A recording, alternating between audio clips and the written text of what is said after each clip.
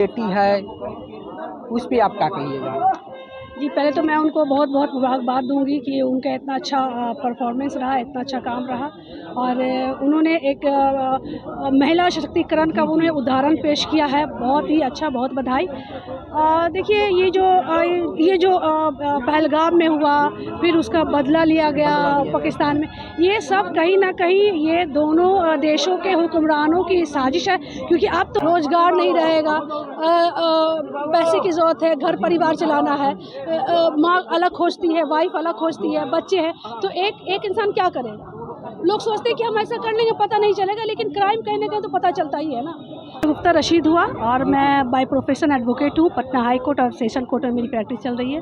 जी, आप अच्छा, जो कर्नल सुफिया कुरैशी थी, जो हैंडल की थी सिंदूर, ऑपरेशन सिंदूर की, वो देश की बेटी है, उस पे आप क्या कहिएगा?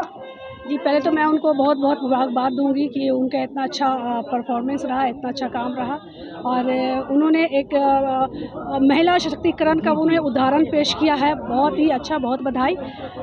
देखिए ये जो पहलगाम में हुआ, फिर उसका बदला लिया गया पाकिस्तान में, ये सब कहीं न कहीं ये दोनों देशों के हुक्मरानों की साजिश है क्योंकि अब तो ये जो राम मंदिर का मुद्दा था तो ख़त्म हो गया, राम मंदिर बन गया, मुद्दा ख़त्म हो गया। अब इनके पास कौन सा मुद्दा होगा?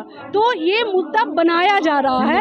हाँ, हिंदू मुस्लिम ये तो बना हुआ है, लेकिन ये जो हिंदू मुस्लिम मेंटालिटी को जो अभी इम्प्लीमेंट कर रहे हैं, अभी जो हम और आप जो नागरिक हैं, जो हिंदू मुस्लिम है, अब ये बलि चढ़ रहे हैं, ठीक है ना। अब ये तो दिमाग ख़राब कर ही चुके थे हिंदू मुस्लिम कर के हमारे नौजवानों का, हमारी जनता का।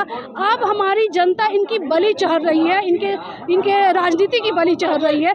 बस हमारी जनता से यही अपील है कि आप इनकी चीज़ों को समझें। पहलगाम में जो हुआ, आखिर हमारा जो राज्य है उसमें इतनी सारी सुरक्षा व्यवस्था है, हमारी आईबी है, हमारी आर्मी है, हमारी पुलिस है, हमारी बहुत सारी, तो आखिर आतंकवादी आए कहाँ से?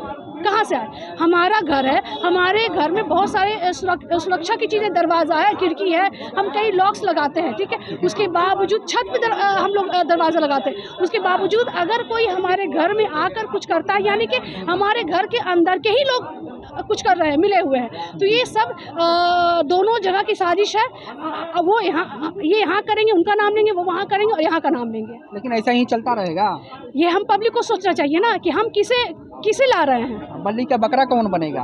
तो बलि का बकरा हम बन रहे हैं ना, तो ये हम पब्लिक को सोचना है ना कि आखिर हम बलि का बकरा क्यों बन रहे हैं, आखिर इतने सालों से क्यों बन रहे हैं। उनके पास अधिकार है, वोट का अधिकार है, क्यों नहीं वो सोच समझ के वोट कर रहे हैं। और अगर वोट एक बार हो गया तो क्यों नहीं वो एनालिसिस कर रहे हैं कि हमसे क्या गलती हो गई, हमें क्या करना चाहिए।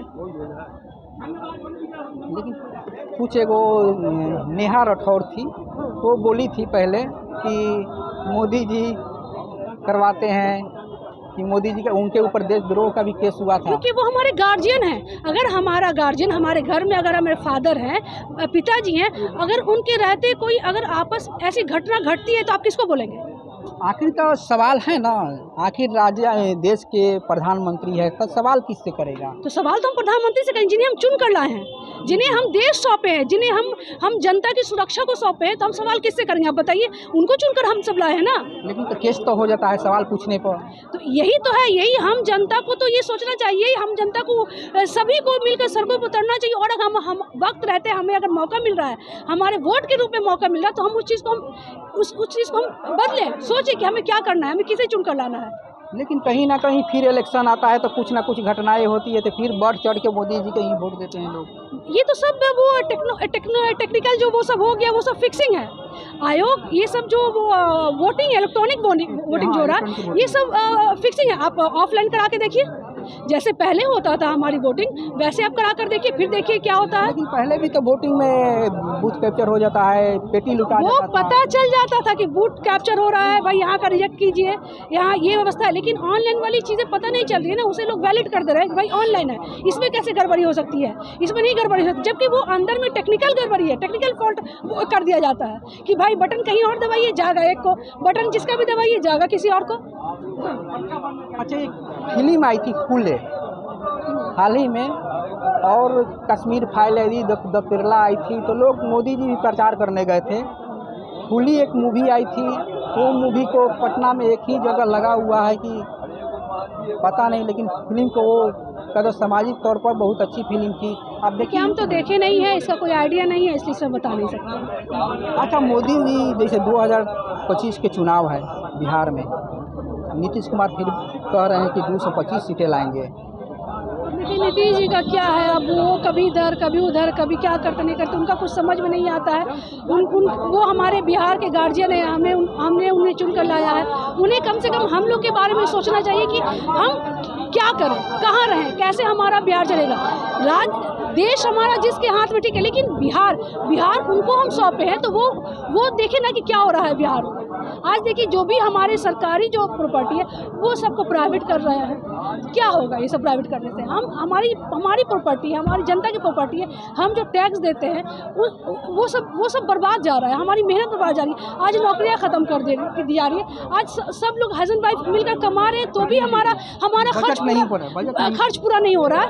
हस्बैंड वाइफ बाहर चले जाते हैं, बच्चे अकेले रहते हैं, उनको संस्कार नहीं मिल रहा, उनका सेहत गड़बड़ा रहा है। तो ये सब एक तरह से जनता को हरास किया जा रहा है। उन्हें समझिए कि एक तरह से उन्हें सुसाइड, उन्हें स्लो मारा जा रहा है, धीरे धीरे। दिन पे दिन मैडम कहीं ना कहीं घटनाएं होती हैं, मर्डर भी हो जाती है फिरौती के लिए, या कहीं कुछ घटनाएं ज़्यादा होती हैं। देखिए रोजगार नहीं रहेगा, पैसे की ज़रूरत है, घर परिवार चलाना है, माँ अलग खोजती है, वाइफ अलग खोजती है, बच्चे हैं, तो एक इंसान क्या करेगा?